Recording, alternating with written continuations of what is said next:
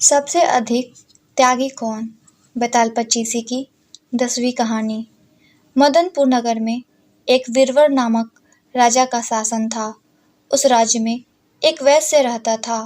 वैश्य की एक बेटी थी जिसका नाम मदन सेना था।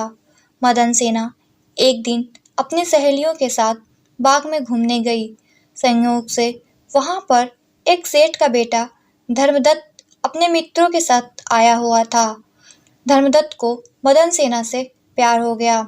शाम होने के साथ वे सब अपने घर चले गए। रात को बेचैन धर्मदत्त मदन सेना को याद करने लगा।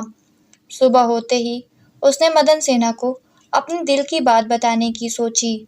धर्मदत्त सुबह सुबह बाग में घूमने निकला तो उसने देखा कि वहां पर मदन सेना बैठी हुई है। वह उसके पास गया और बोला कि मैं तुमसे बहुत प्यार करता हूँ और तुमसे शादी करना चाहता हूँ। मदन सेना कहती है कि मुझे भूल जाओ क्योंकि अगले 5वें दिन ही मेरी शादी है। धर्मदत्त कहता है कि अगर तुम मुझे नहीं मिली तो मैं मर जाऊंगा। मदन सेना बेचारी डर जाती है और कहती है कि तुम मेरी शादी होने दो, मैं तुमसे मिलने जरूर आऊंगी। मदन सेना वचन देकर घर चली जाती है। धर्मदत्त को मदन सेना पर विश्वास था, इसलिए वो भी उसकी बात मानकर घर चला गया। अब मदन सेना की शादी हुई और उसने अपने पति को पूरी बात बताई कि उसने धर्मदत्त को वचन दिया है तो उसे जाना ही होगा। उसका पति सोचने लगा कि मदन सेना वचन की पक्की है और बिना जाए नहीं मानेगी, तो उसका पति उसे जाने की इजाजत दे देता है। मदन सेना अच्छे कपड़े और गहने पहनकर धर्मदत्त से मिलने निकल जाती है।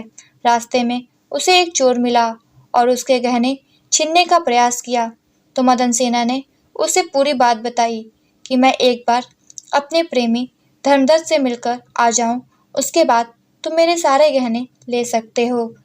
चोर दोनों की भावुक प्रेम कहानी सुनकर उदास हो गया और उसे जाने दिया। मदन सेना धर्मदत्त के पास पहुंची तो धर्मदत्त ने पूछा कि उसके पति ने उसे कैसे आने दिया, तो मदन सेना ने कहा कि मैंने अपने पति को सारी बात बता दी, इसलिए उसने मुझे आने दिया। धर्मदत्त सोचने लगा कि उसका पति कितना नेक दिल इंसान है। मुझे मदन सेना को भूलकर उसे अपने पति के पास वापस भेज देना चाहिए। वह उसे जाने देता है और रास्ते में उसे वही चोर मिला तो मदन सेना ने सारी बात उसे सुनाई तो चोर का मन बदल गया और वह मदन सेना को सुरक्षित उसके पति के पास छोड़ आया। घर आकर मदन सेना ने अपनी पति को पूरी बात बताई कि कैसे सब कुछ ठीक हो गया। दोनों खुशी से एक साथ रहने लगे। बेताल ने पूछा, बताओ राजन कि सबसे बड़ा त्याग किसने किया? राजा ने जवाब दिया कि चोर का त्याग सबसे बड़ा था, क्योंकि धर्मदत्त ने मदन सेना को जाने दिया, क्योंकि उसके मन में भय होगा कि मदन सेना का पति राजा से कहकर उसे दंड दिला सकता है और उसके पति ने उसे दूसरे मर्द के पास जाने की अनुमति दी।